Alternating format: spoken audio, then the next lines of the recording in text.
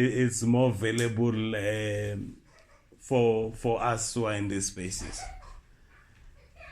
Coming to the topic that I've been asked to talk about today, it's a little bit more complex because once you take Africa history, that's a long period. Reparation, it's been a long struggle. Where's Baba Buntu then put another spice when he invite on Facebook and put the legal framework around it, which is really out of my depth. Maybe you should have invited the wife on that question.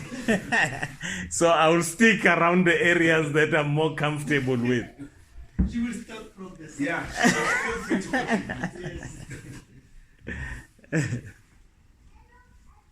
African history, it's a long history.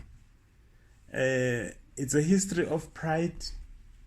It's a history of victory. It's a history of mega structures. When you look at our continent today, and you just look from what archaeological point of view, and you start from the north, you'll see the pyramids, and you'll think that those are the biggest, most grandest structure you can get, and only to find out the north only has 12 of them, and it's actually not the most of them. It's the more newest of them. That means that it was later in our civilization. And when you go to the east, you find that in Sudan alone, there are around 66 pyramids. While in the question of pyramids, you'll realize that actually we don't have mechanical equipment to lift the stones that are on the pyramid now. We think that we're advanced. The Western civilization will tell you that it's advanced, but it cannot lift the stones that are there. Never mind the accuracy of the structure that has been built from a mathematical point of view, from a civil engineering point of view, which means that the current civilization has not reached the civilization that our people have reached. So, as a people, to start answering the question of why we become such an attractive, why everyone wants to dominate us, it's because they still feel that they are not there yet. Why is the white man always afraid of a black man who's supposed to be defeated? Because all their decision is driven not by the desire of conquest as they make it look, but if you can see, it's driven by fear.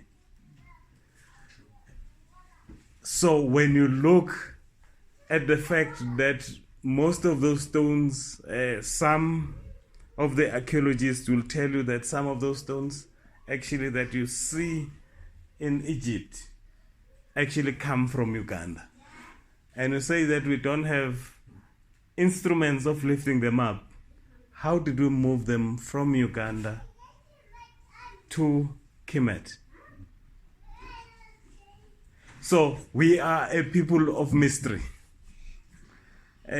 When you move and you go to the west, you will find artifacts that are made of gold that are a number of thousand years, that were made a number of thousand years ago. You move to the south, you find writings that can be defined carbonic, with carbon analysis, have been there for thousands of years. You will find big cities like Great Zimbabwe, you'll find big cities like Mapungubo. I don't want to even touch the areas of Congo and the surrounding areas. So my point is that as we look at African history, let's not look at it from the posture of defeat. It's important to acknowledge that as from 5,000 years ago, we had a lot of African disruption. Our history was disrupted. And most of the time we then scribble that as our history.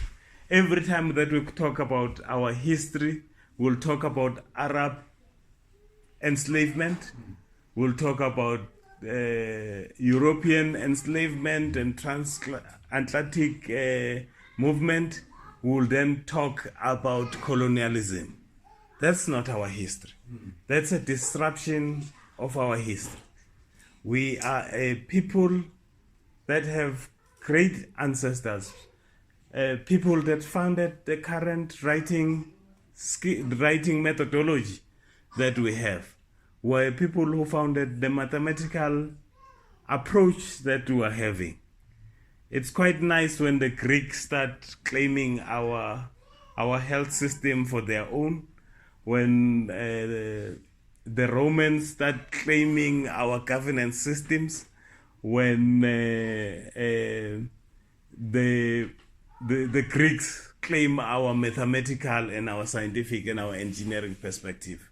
Whereas they came here as students. They don't want to acknowledge that. Some of the archaeologists, when they came to Africa around the 18th, 19th century, they said, these people, we can never defeat them. Most people will think that civilization, when you talk African history, civilization, it's about what I just said, natural science. That's a list of civilization. Natural science and technology, being agricultural technology, information system, whatever technology that you put on the table, it's an enabler of the civilization. Welcome. It's an enabler of the civilization. Then the question becomes, what is a civilization and what is the core of the history? A few years ago, I was invited to come to this space when we were still in Yeovil a couple of years ago. I was asked a question that it took me a couple of years to be able to think that I found an answer. I'm still not sure. Because at that one, I was asked to come and speak about land. And the fundamental question was that why, if land is critical, everyone wants to control it, why? And the answer lies in the reason of control. It's a way of life, the dominant way of life. That is civilization. As I say, technology that comes with it, it's an enabler of a civilization. And laws that come with it are an enabler or regulator of a civilization. So the African people have coded the civilization very simply. I think the 14 laws of matter becomes the essence of who we are as a civilization. I'm afraid of getting this topic because I'm around the experts. But if you look at the psychology studies, sociology studies, they talk about the stages of civilization. When you look at the stages of civilization and you look at the laws of matter, you'll realize that that civilization belongs to the highest level of civilization that we know. Civilization are normally classified simply as survivalist. Then people move into communal or tribal or in groups we survive. But still from survival, then you go until you reach a stage where you don't live for yourself. because the lower stages you live for yourself. They are very individualistic. The higher you go in the stage of development of society, the less you live for yourself. But the more you live from the distance. The middle ones, you live for your community, your nation, and society. But the highest ones, you live for generations. If you look at the laws of matter, you'll see things like we preserve the earth. We look after the animals. That's way beyond the civilization that we are in. Western civilization is still depicted by hunting games. In the civilization that is defined in the law of matter, it's already way beyond that. You live as part of the ecosystem. You disappear from being this center and the main of everything. But realize that the center, it's beyond you. It even might be those who will come 6, 7 generations after you. So, when we think about reparation, let's think it from that perspective. We are locating it in the context of our ancestors and our lineage. Because it's easy to fall in the trap of what I will call it as bribery. We can be bribed. The kind of reparation that we should look for African people is the reparation that we've already nicely coded in the Bridgetown Protocol, where we say as African people, those who are not familiar with the protocol, basically it came as a result of the anti-racism conference that was here. African organizations realized that this is not what we thought we came to discuss. Then we need to talk as the family before we engage others. So a meeting in Barbados was called. We met and we redefined what we would like to engage on. Basically, in the definition of what we said reparation was, there are 3 important words. 1, we said self-repair. 2, healing.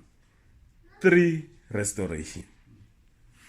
So when you look at those words,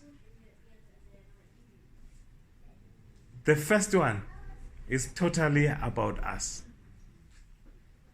So reparation, we don't start from an orientation of victimhood. We are not begging to be accommodated. We are saying that we have been in the 5,000 years journey of a major disaster in our nation.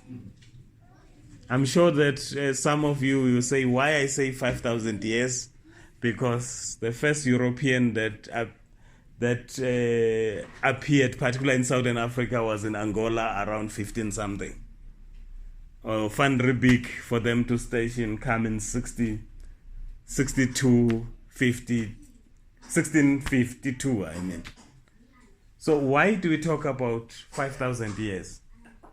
Because Arabs were already here 5,000 years, trying to steal everything that we have, violating our sacred space for them to enter.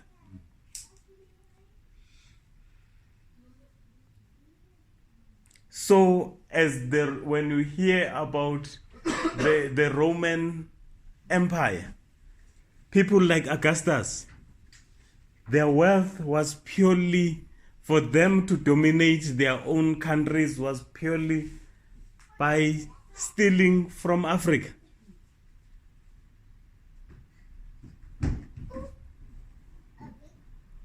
Cruel theft. So we cannot start our head and defeat from 1962 onwards.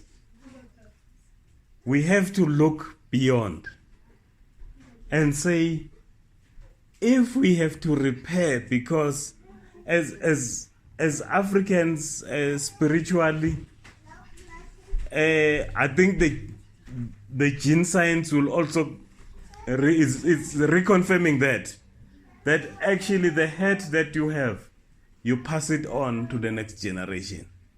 So we inherit multi-generational head.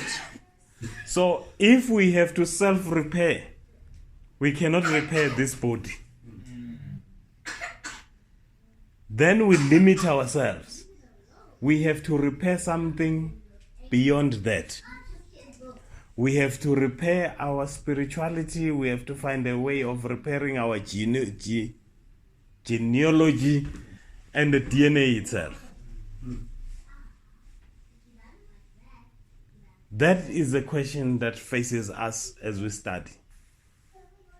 Whatever field that you are studying, the question becomes, as African people, how do we repair ourselves beyond just the mental issue that we learned, just the physical body that has been deformed by our experiences, but how do we get deeper than that? That's a challenge our self-repair goes into. Healing. I think when the doctor coughs a bit, he heals himself, take a medicine, just self-prescribed. But when he feels that he's starting to really get sick, he goes to another doctor. So, even when you look at African medicine, it's the same practice. Inyanga is laphi, but they go and look for someone else to look from a bit of a reflective space. So this reflects that we can not only learn from our own experiences, but we have to use the experience of humanity. As I said, that as much as African people, we need our own space and our self-repair, but we have to open ourselves on knowledge and learning around the world.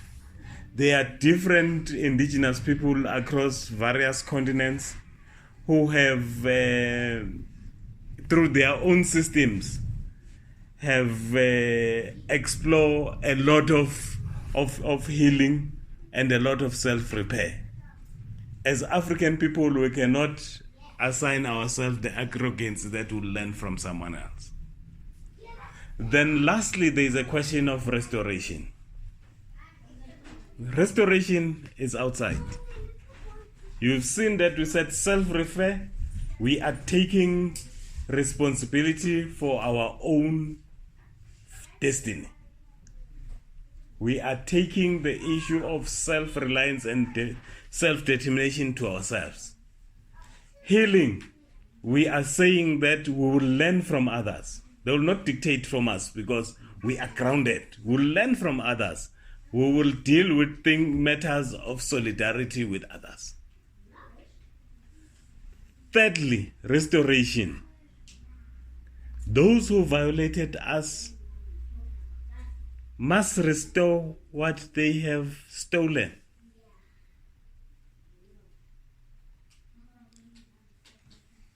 The question of the kind of justice, not law, but justice, the kind of justice that has to come in the world has to say that African people, we are restoring what we have violated. Because we've been violated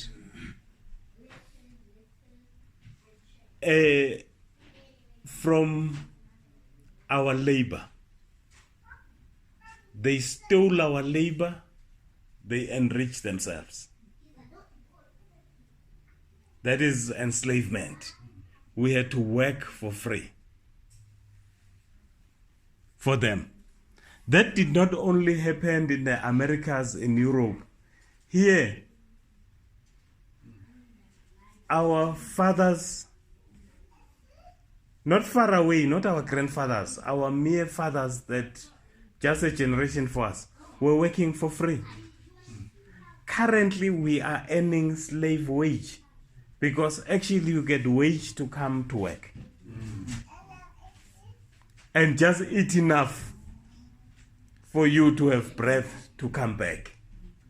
We are not getting the kind of salary that can sustain you and create wealth for generations. So we are earning slave wage. Our fathers were not even earning the wage. You just had to come and work in the farm because I've given you a place to stay in my farm. Therefore, you have to work. And your sons must come and work here. And if your daughter gets pregnant in the farm, you have to give me a cattle. Where did it come from? Do you understand that? It's your it's your daughter, but when she gets pregnant, you have to pay a white farmer that she is pregnant. The farmer is very angry that she is pregnant. What does it have to do with the farmer? So that kind of damage that has been done to us as a people has to be restored. So that's labor. They have used our land without permission for centuries. That must be paid for and restored. And they have violated our culture. They have stolen so much from our culture. If you want to see African culture, you go to European museums. They even steal the most sacred. They go and dig up our tombstones, our tombs. So, as a people, it's a miracle that we still stay sane. We're supposed to be mad because we've been violated so much from a physical point of view, from a spiritual point of view, from a social point of view. The theft does not stop. Even just hip hop. We start hip hop and they now, record labels own it. We no longer own it. So the question that I want to put as I sum up the introduction, now you're going to do the talking, as I do the summing, is, as African people, what do we need to do? We have set up structures, internet structures, they have collapsed. The Global Africa Congress that we've set up out of is just merely breathing. There are few chapters that have life. You'll find that in Europe, particularly in UK, there is still a lot of activism. But like Baba Bunto was sharing earlier, the African one, where is it?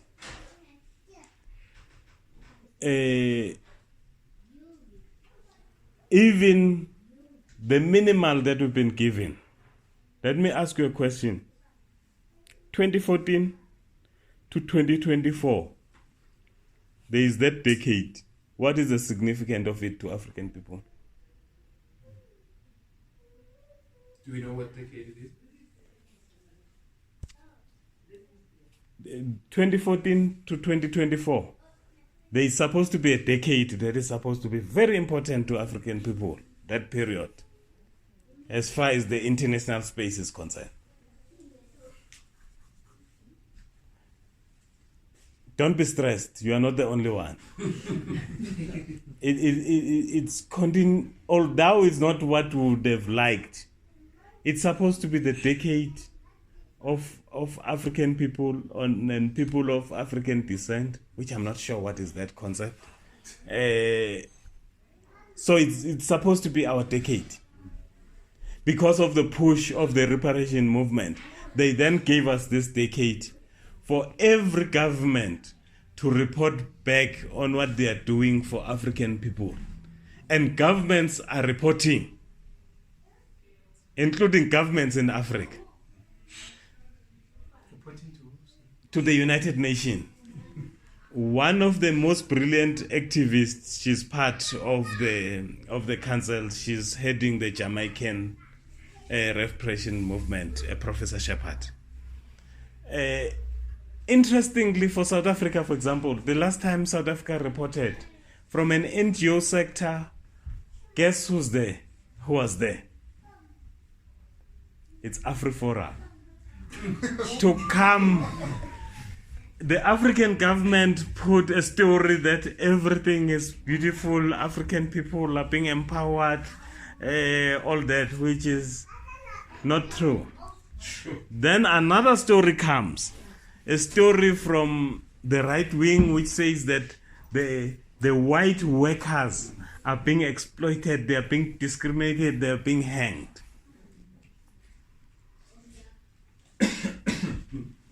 There was no story of the African people, because if you can read that report from the South African government, it says that we are on the right path. Not sure if you share that. From an economic point of view, from a social cohesion point of view, from a governance point of view, we are on the right path. The British government was saying that, luckily for the Europeans, the European chapters are quite active, so they could go and put an alternative story.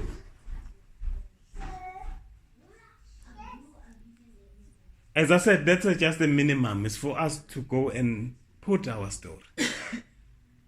But as African people, what do we want? How do we shape this question that we lead it? What are the practical initiatives can we take? Can we start with these minimal platforms to start engaging? What are we doing with self-repair? How much have we affected our curriculum? Is our curriculum representing our own self-development, or we're still creating competent slaves? Hence, everyone wants their children to do natural science and want them to learn technology. And when your child wants to do drama, arts, you feel that it's inferior and humanities, because you want to reinforce the culture that exists.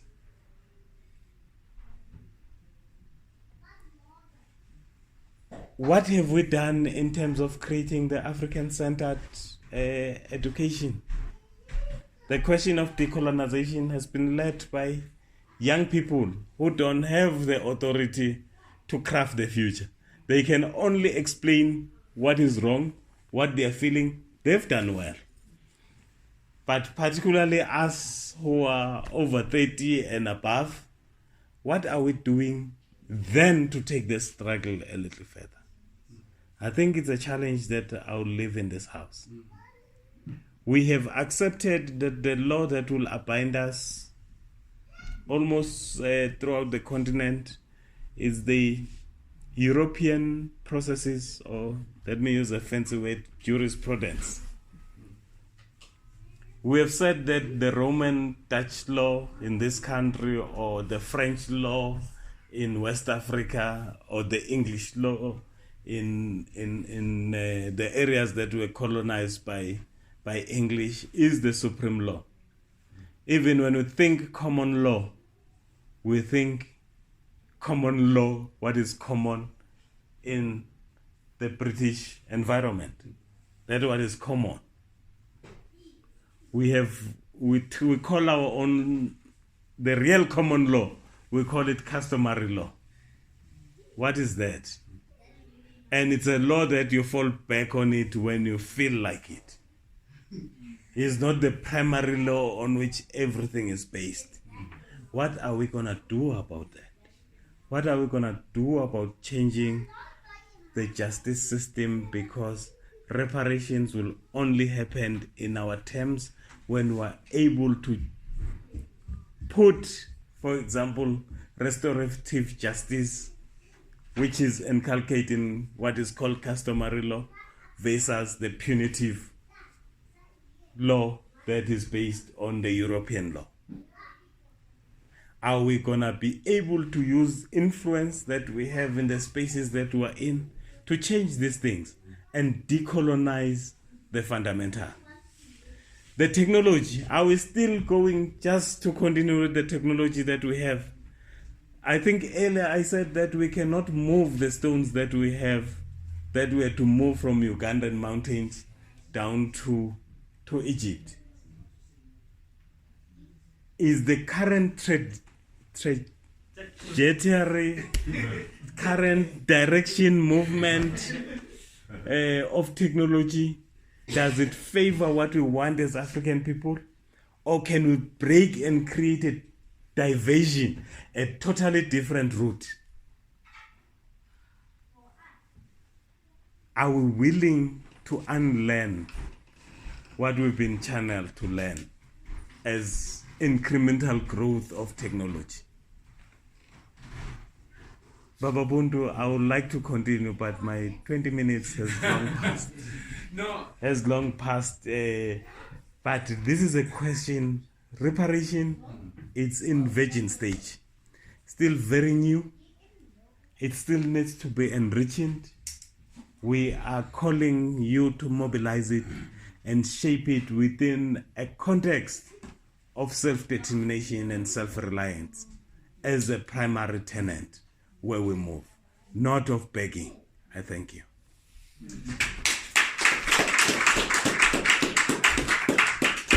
I think it's only proper to say, he's late.